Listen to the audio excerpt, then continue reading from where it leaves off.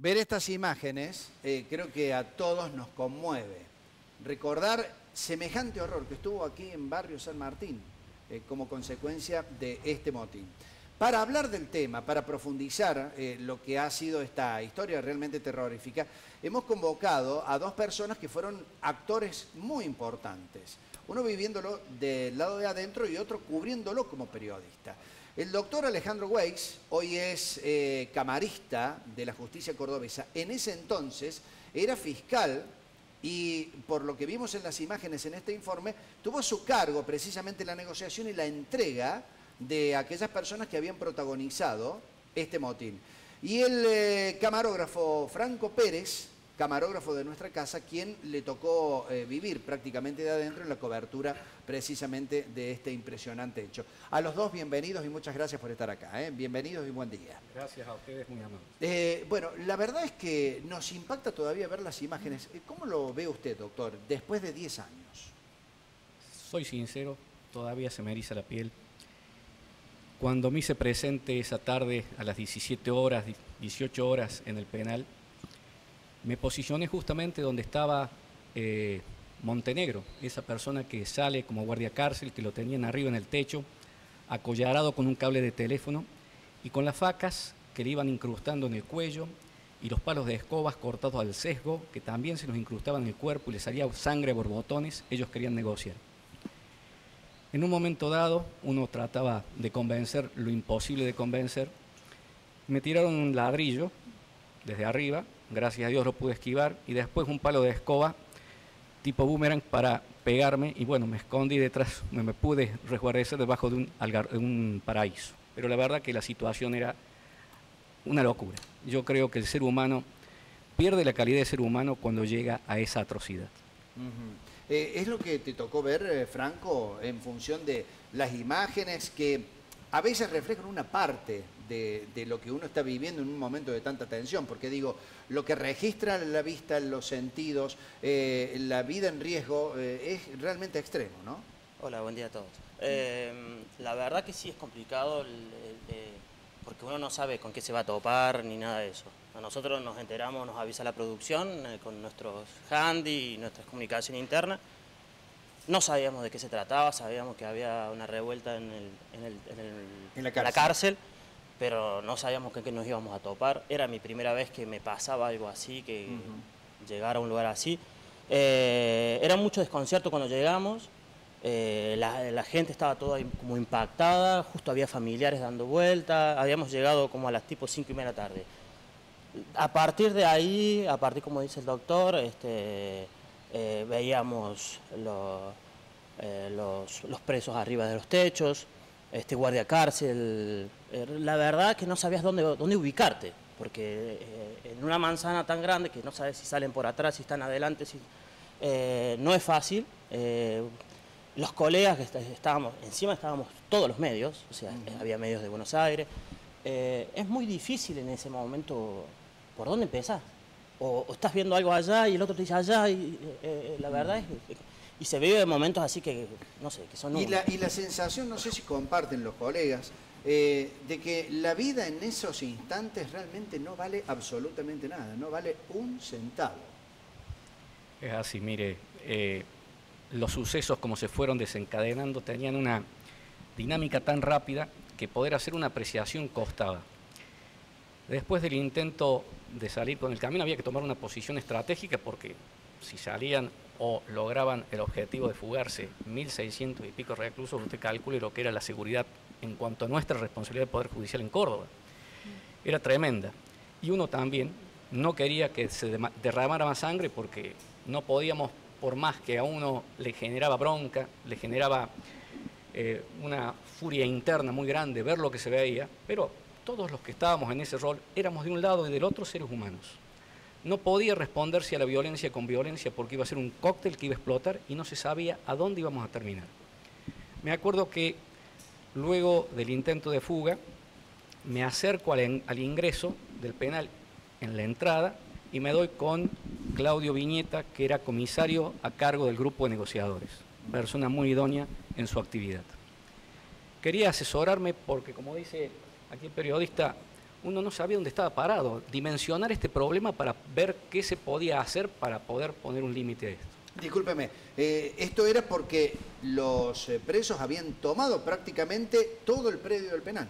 Todo estaba tomado. ¿El origen de la revuelta era una cuestión interna entre presos o era un reclamo al servicio penitenciario?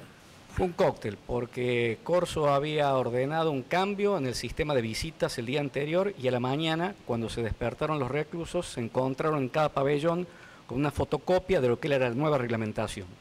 Cada familiar tenía que llevar un carnet, tenía que aportar una ficha con sus datos personales, fotografía que se tenían que hacer cargo, etcétera, etcétera, etcétera. Eso generó un malestar en ese momento. Y después está el problema entre el pabellón 6 y el pabellón 5, este último de los rastreros, que habían generado problemas internos y a los cuales en parte ya se las tenían juradas los del pabellón 6. Ahora, doctor, O sea que, usted de alguna manera recién lo planteaba, el nivel de violencia, digamos, que se vio en el motín, porque ha habido otros motines en Córdoba, en cárceles de Córdoba, en otros lugares del país, en el mundo, algunos muy violentos, pero habitualmente, a ver, los motines, si bien no son situaciones agradables ni mucho menos, pero no llegan a tener el nivel de virulencia que tuvo el del penal de San Martín. ¿Qué puede haber despertado, digamos, ese nivel de agresión que se vivieron en esas fatídicas horas hace 10 años? Yo digo que el ser humano llega a momentos límites. Tengan en cuenta que allí, y les voy a dar un ejemplo de lo que uno dice, porque cuesta hacer entender a la audiencia lo que uno vivió. Había mucha gente que se empastilla, usted sabe las famosas pastillas, además de la droga, que son más de una vez empastillados para poder ser contenidos adentro. Gente con una problemática social de pequeños enorme. En un momento dado, para poner ejemplo de lo que digo, cuando estábamos por llegar al centro número 2 para entregarse la gente que estaba en esos pabellones, siento que algo retumbaba en el pasillo. Yo estaba en una habitación con un chaleco antibalas que me lo saqué por el calor, prefería que me pegaran un tiro, soy sincero, el calor que había era insoportable, y me levanto y le digo a la autoridad policial que estaba al lado mío, digo, ¿qué es ese ruido? Salgo al pasillo y era un muchacho joven que iba pegándose la cabeza contra la pared y retumbaba en todo el pasillo, y lo llevaban de la mano. Y le digo, ¿qué le pasa a esa persona? ¿Se quiere matar? Está empastillado, doctor, hay que darle más dosis porque esa persona en cualquier momento se pega un tiro. Para que ustedes se den cuenta lo que era esta brutalidad que ahí existía. Yo nunca había visto a alguien que se pegara contra una pared de hormigón, la cabeza así rebotaba como un fútbol. Doctor, usted enumera todas estas cosas y dice que hubo un desencadenante que fuese comunicado, pero que seguramente fue la gota que rebalsó el vaso. Todas esas condiciones que se dieron en la penitenciaría para que llegáramos a este terrible motín, después de 10 años, ¿qué le parece a usted? ¿Hemos aprendido algo? ¿Han cambiado las cosas? ¿Se cierre o no esta penitenciaría? ¿El sistema penitenciario cordobés ha cambiado, ha mejorado? Hoy sabemos que sigue entrando la droga, sabemos que hay bandas que manejan con celulares, secuestros virtuales. ¿Hoy puede pasarnos de nuevo a los cordobeses un motín como este? Nunca digas nunca. Esa es una realidad que nos enseña la historia y evitar la soberbia. Yo creo que esto va a quedar y ha quedado tanto en la justicia como en el gobierno y en la legislatura como una realidad vivida a la cual se quiere tomar distancia. Los cambios se van dando, se hizo el penal de Cruz del Eje, uno pide mayor celeridad desde la justicia porque la demanda de la problemática es inmediata y las vidas no se reparan de ninguna forma cuando se pierde el tiempo. Creo que falta mucho todavía para poder decir que hay un cambio en la sustancia. Las intenciones existen, pero es tan grande, como usted acaba de mencionar, el cambio, que es cultural. Es como decir, uno no porque esté en la justicia es santo. La cultura es lo que constituye la base de un pueblo y el éxito de ese pueblo, y eso lleva mucho tiempo. Instalación de principios, valores, forma de ver las cosas, evitar discusiones en vano, avanzar y apostar a un futuro mejor en función de estrategias claras, equilibradas, justas, para poder decir que luchamos por una readaptación social. Ahora, en función de eso, estamos viendo que el sistema carcelario que funciona como un sistema punitivo para aquella persona que ha cometido un delito no funciona, evidentemente. Es decir, no están dadas las condiciones en toda la República Argentina para que aquella persona que tiene que cumplir una condena pueda salir recapacitando de no volver a cometer el mismo hecho, sino, por lo que usted comentaba, todo lo contrario, ¿no? Digo, la cárcel pareciera como que potenciara ese lado oscuro de la persona que no precisamente lo rescata de sus valores humanos. Por eso le digo, el trabajo es muy profundo, o sea, hay que enfrentarlo desde un punto de vista sociológico, desde el punto de vista del derecho penal, de la readaptación, como bien dice usted, con una estrategia amplia. En concreto, yo digo, si uno entró a delinquir, uno fue condenado, la perspectiva de futuro para que esa persona no vuelva a condenar, no vuelva a delinquir, ¿cuál es? Bueno, tener una perspectiva laboral útil, tener una salida, en lo cual yo creo que el Estado tiene que diagramar desde el punto de vista hasta de las cooperativas para poder dar o brindar una oportunidad a quien no tiene medios económicos para subsistir. Quiero recordar a la gente que puede participar enviando su opinión al 153 11 55 11, sino en nuestras redes sociales. Y quiero preguntarle a Franco Pérez, porque me comentaba Franco, esto empezó cerca de las 5 de la tarde, te enviaron a... Nosotros llegamos a las 5. Ustedes llegaron a las 5. Sí. Pasaron toda la noche ahí. Pasamos toda la noche hasta el día siguiente. Nosotros llegamos, bueno, como les decía, a las 5 y me habré ido como a las 10 de la mañana más o menos, que nos vinieron a relevar. Un poquito más puede ser. ¿Y había armas dentro del penal? Había armas, Digo, ya estaban armados, sí, detenidos. sí, ya habían entrado a la sala de armas. Yo estaba con Miguel Planers, nuestro compañero. Sí. Tratábamos de recorrer toda la calle Uspallata. Hay cosas que no se olvidan más. Yo te iba a preguntar, ¿qué imagen seguramente te debe haber quedado grabada que no? Ay, mira, pero hay cosas que no te olvidas más. Desde el silbido de las balas, que jamás las había escuchado tan cerca. Tener que moverte cuerpo a tierra, porque es casi que te arrastras y tratar con una cámara, tratar de ubicar el encuadre para que se vea algo, porque no solo estás pensando en que tenés que de salvar tu vida, que además también tenés que mostrar lo que está pasando. Claro. Franco, una cosa, también se suma que el camarógrafo pierde mucho campo visual al estar mirando atrás de la cámara. ¿Cómo trabajaban? Totalmente, que también eso depende también del compañero, ¿no? O sea, gracias a Dios estábamos con Miguel, que teníamos mucha experiencia trabajando juntos. Entonces, nosotros, por ejemplo, al oficial, al policía Cogote, que es uno de los primeros que cae y es abatido, era a una cuadra. Entonces, estar a una cuadra de que ves que cae un cuerpo y que se siente en balaceras y que... No, es tremendo. Nosotros, hay una locura que se nos ocurrió con Planels, que después decíamos, ¿cómo puede ser? Porque habíamos quedado en la esquina de atrás, de Uspallata, del fondo de la cárcel, sí. Y cuando sucede esto, que estábamos a una cuadra para acercarnos más, no sé, pasa un móvil de la policía y se nos ocurre decirle que nos trepáramos arriba del móvil en la caja para ir más rápido. Para una mejor... Que cuando nos tiramos en la caja de la camioneta, teníamos los reclusos arriba del techo diciendo, che, somos el blanco perfecto. ¿No? Es una locura que, o sea, llegás a eso, claro. A hacer cosas que... Que no medís. No medís por tener la mejor imagen o por... Exactamente. Lo que les quería preguntar los dos, por allí, cada uno desde el lugar que les tocó actuar en ese momento, pero ¿qué rol jugaron los familiares de los internos que o están protagonizando la revuelta, el motín, o aquellos internos que, bueno, intentaron mantenerse, porque sí los hubo, intentaron mantenerse un poco al margen?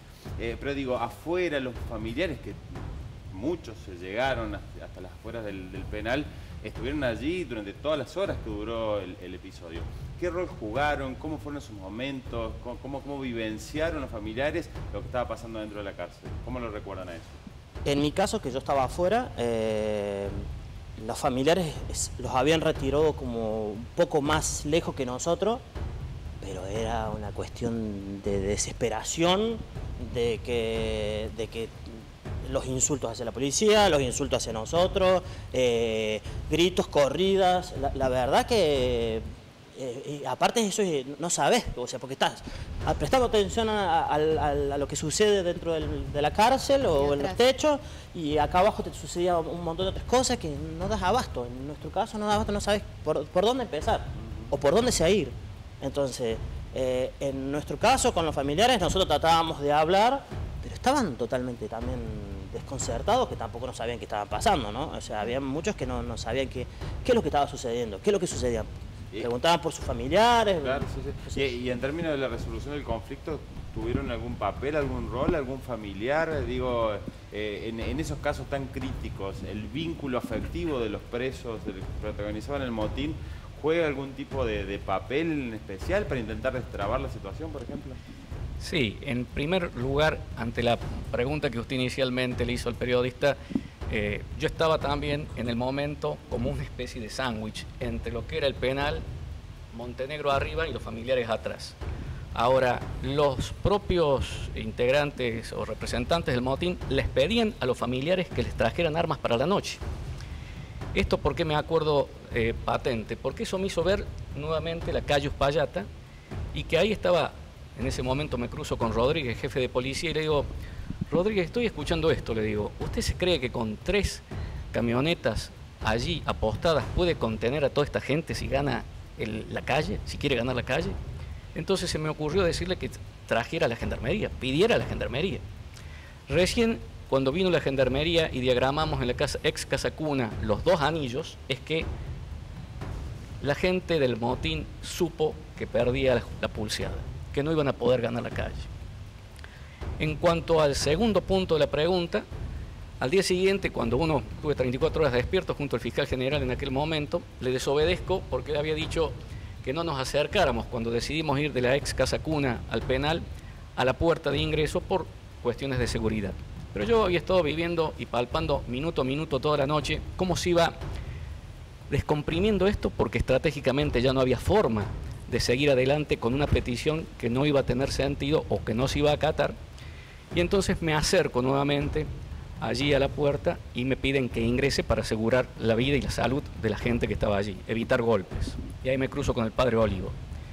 La cuestión es que algunos políticos querían entrar cuando la cuestión está, como ocurrió en este caso, por el principio de inmediatez, la presencia de la autoridad judicial es secreto, querían negociar que no se les hiciera nada. Yo les dije que no podía negociar porque no estaba en mí disponer de la ley, entonces que las actuaciones eran secretas y por lo tanto no iba a permitir que nadie entrara conmigo, de lo contrario me retiraba. Es que lo que ellos querían era tener un poco de seguridad. Entonces, un familiar de ellos, que había estado inclusive el padre de uno de los condenados, que había estado incluso purgando una pena, se ofrece entrando con una cámara para poderlo firmar, para de esa manera atestiguar de una forma u otra cuál era el estado físico de ellos, para que cuando se entregaran no fueran objetos de una paliza. Entonces también yo les di mi palabra de que para garantizar esto iba a solicitar, como lo solicité, que vinieran médicos forenses, para que acto seguido que se entregaran, se hiciera una digamos así, verificación médica del estado físico de cada uno y no se pudiera de esa manera pegarles posteriormente, porque de lo contrario ya quedaría una imputación penal y una denuncia contra la autoridad a cargo del penal que procedió a la reprimenda. Eso fue digamos así, la forma de negociar y poderles garantizar lo que la ley garantiza, pero no prometer algo que no se podía cumplir, porque hubiera sido faltar la palabra. Doctor, ¿cómo se hace en momentos así tan críticos de poder tener cierta lucidez para poder ver un poquito más allá dentro de ese caos, poder ver cómo y si me permitís agregarle una cosa más, porque no debe ser fácil negociar entre gente que tiene o tiende a guardar el orden contra gente que está jugada al extremo y hasta expone su vida, ha jugado su vida, es decir, va al límite, no le importa. Mire, esto es un recuerdo que tengo muy profundo.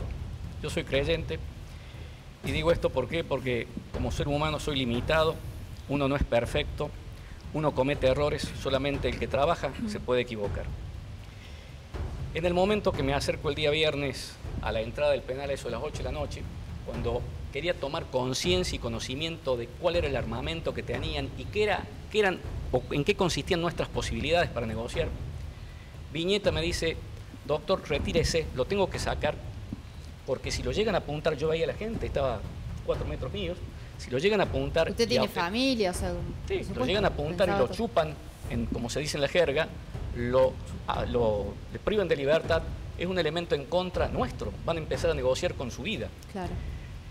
Y me advierte de un dato, además, doctor, dice, váyase porque si acá comienza un disparo, una balacera, el éter entra y va a enfrentar esta situación de otra forma. Entonces eso despertó en mí algo que me parecía lógico. Pero ¿cómo voy a entrar si yo estoy acá y soy la persona o la autoridad judicial que está a cargo de todo este operativo en este momento? Es que no lo van a obedecer. Mire, Dios y la Virgen me pusieron a mí en ese momento porque acto seguido que hablo con Viñeta esto, el loco Smith comienza a disparar desde el casino y hiere policías. Entonces el éter, que estaba arrodillado en la puerta de ingreso, se levanta y da un paso firme adelante para entrar a enfrentar esto. Entonces me le cruzo al frente, no sé quién era el que estaba al frente de todos ellos en ese momento, y le digo, alto, deténganse, no ingresen. Entonces esta persona me responde, pero no ve que están matando a nuestros compañeros, principio de oficiosidad, hay que repeler el delito, pero también está el sentido común, para que esto no sea una carnicería humana. Entonces yo le respondo con mayor vehemencia y le digo, no ingrese porque lo voy a imputar por desobediencia a la autoridad. Quédese afuera, acá estoy a cargo yo de esta circunstancia. Y eso hizo que esa gente no entrara. Qué límite, ¿no? Eso no está en los manuales. Yo he dado clase en la facultad durante 24 años, procesal penal, le digo, uno trata de enseñar, uno se supone situaciones, pero esto la verdad es impredecible. El otro límite, Franco, la historia del camión de basura. Digo, que me parece que fue... De película. Cuando vemos movimiento, porque primero es como que hace un movimiento hacia atrás el camión y luego encara hacia el portón, no, la balacera que se escuchó, que se vivió, ahí los familiares, como hablábamos, los que estaban más cerca, ya era un descontrol, se había descontrolado todo. Ya no sabías, no sabías hacia dónde, de dónde venían los disparos, porque no sabías si venían de arriba de los techos, si era de la fuerza policial. Solamente recuerdo que después, al calmarse todo, porque nosotros vemos que impacta y que luego choca con el camión, justo hablábamos con un colega de otro canal que estaba en ese momento, que ellos tenían una cámara del móvil en vivo justo al frente del camión, él me contaba eso, que el camarógrafo tuvo que, porque ves que se le enfrenta el camión, entonces tuvo que salir, dejar la cámara, porque estaba la cámara en un trípode, y impacta justo al frente, digamos, los cables, no, es tremendo, todo, tremendo, es una confusión completa, entonces como no sabes qué, o ves todo o te parece que no ves nada. Claro. ¿Y usted, doctor, cómo recuerda ese incidente, ese momento? ¿Fue el más crítico, el más dramático? Y eso era poner un límite a lo que era la pretensión de ellos. Si no se enfrentaba la huida del camión, obviamente que ya eso abría una brecha en donde el descontrol iba a ser total. Lo que ocurre es que humanamente uno dice, no sabíamos nosotros desde ese momento cuál era la estrategia que tenían, quiénes ubicaban en la cabina, cómo pretendían jugar para que ellos convencieran a la autoridad que no les hiciera nada. Allí estaba justamente parapetada la policía y ante ello se dio la orden de no dejar escapar, no dejar huir, y entonces se produjo el fuego. Pero era tremendo, la balacera era tremendo y la verdad que fue increíble, fue muy rápido todo. Cuando avanzaron con el camión salieron rapidísimo del campo y ganaron la calle Uspallata y ahí se produjo todo lo que fue el enfrentamiento con la autoridad policial, que fue tremendo. Fue una explosión, eran tiros por todos lados, eran tremendos, disparaban del penal arriba, tenían un FAL, inclusive yo encontré unos cartuchos de FAL en el techo, o sea, había armas de alto poder, era tremendo, la verdad que era... el gobernador de la Sota en su discurso, y esto para ir cerrando y agradeciéndole a los dos el tiempo que nos han brindado para recordar los 10 años del motín en la cárcel de San Martín, ha dicho que se tiene que recuperar de otra manera ese espacio. Hoy la cárcel, después de los daños que sufrió con motivo del motín, ya no puede funcionar como cárcel. Inclusive, hasta imaginamos que en medio de una barriada que desde siempre pidió una respuesta para esa unidad penitenciaria con la que era difícil convivir como vecino, requiere de que este espacio sea convertido en otra cosa.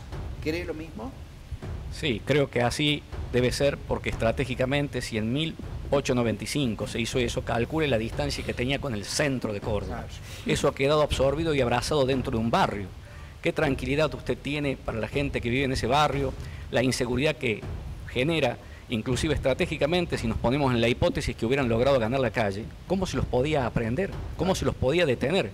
Si a nivel estratégico se ubica en otro lugar, es una forma distinta para poder diseñar estrategias para evitar la fuga.